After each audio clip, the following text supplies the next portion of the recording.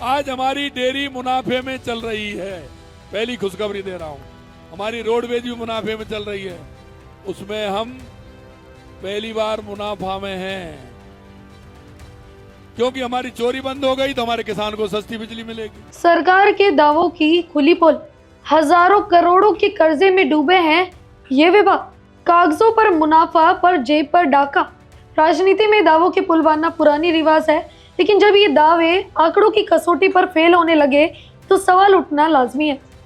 हाल ही में मुख्यमंत्री बजरलाल शर्मा ने एक सभा को संबोधित करते हुए प्रदेश के 3 विभागों परिवहन, बिजली और डेयरी को फायदे वाला बताया था। सरकार का कहना है कि यहाँ रिकॉर्ड तोड़ काम हो रहा है, लेकिन क्या वाकई? आज हम पोस्टमार्टम करेंगे उन 2 विभागों को जो सरकार फाइलों में तो मुनाफे के घोड़े पर सवार है, लेकिन हकीकत में कर्ज और हड़तालों के दलदल में धंसे हुए हैं। सबसे पहले बात करते हैं परिवहन विभाग की। मुख्यमंत्री कहते हैं कि फायदा हुआ है, लेकिन रोडवेज के कर्मचारी शायद कुछ और ही कहानी सुना रहे हैं। राजस्थान रोडवेज इस वक्त करीब 6000 करोड़ रुपए से अधिक के संचित घाटे में, बड़े में नई बसें नहीं आ रही हैं और जो है वो खटारा होने की कगार पर है। क्या आपको लगता है कि हजारों सेवानिवृत्त कर्मचारियों को महीनों से उनकी ग्रेच्युटी पेंशन के लाभ मिले हैं? पिछले कई महीनों से रोडवेज कर्मचारी संगठन जयपुर के सिंधी कैंप से लेकर जिला मुख्यालयों तक चक्का जाम की चेतावनी दे रहे हैं। उनकी मांग है, हमें हमारा हक दो। जब कर्मचारियों को समय पर तनख्वाह देने के लाले पड़े हों तो सरकार को इसमें फायदा कहाँ दिख रहा है? क्या ये फायदा जनता की जेब काट कर वसूले जा रहे टैक्स का है या सिर्फ कागजी बाजीगर? अब हम आते हैं दूसरे बड़े विभाग पर, जो कि है बिजली विभाग। मुख्यमंत्री की लिस्ट में ये दूसरा फायदेमंद विभाग है, लेकिन जरा इन आंकड़ों पर गौर कीजिए। राजस्थान के 3 डिस्कॉम पर करीब 1 लाख करोड़ रुपए से ज्यादा का कर्ज और देनदारी है। देश में सबसे ज्यादा बिजली घाटे वाले राज्यों में राजस्थान अक्सर टॉपर रहता है।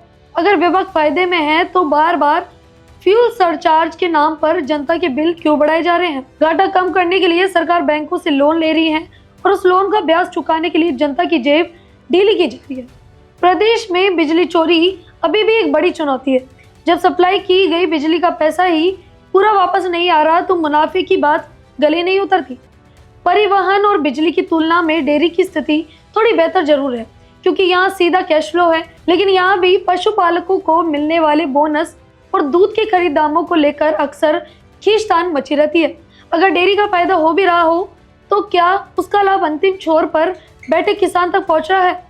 तो सवाल सीधा है, एक तरफ कर्मचारी सड़कों पर उतरकर अपने हक के लिए रो रहे हैं, दूसरी तरफ विभाग कर्ज की किश्तें चुकाने के लिए जूझ रही है।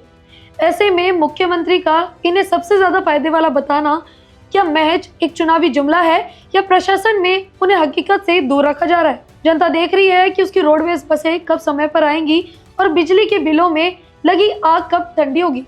दावों से पेट नहीं भरता साहब, जमीनी सुधार से व्यवस्था बदलती है। तो आज के लिए इतना ही। बाकी आपकी इस पूरे विषय पर क्या राय है, हमें कमेंट्स में अपनी राय जरूर दें और ऐसी खबरों के लिए बने रहे भारत के साथ।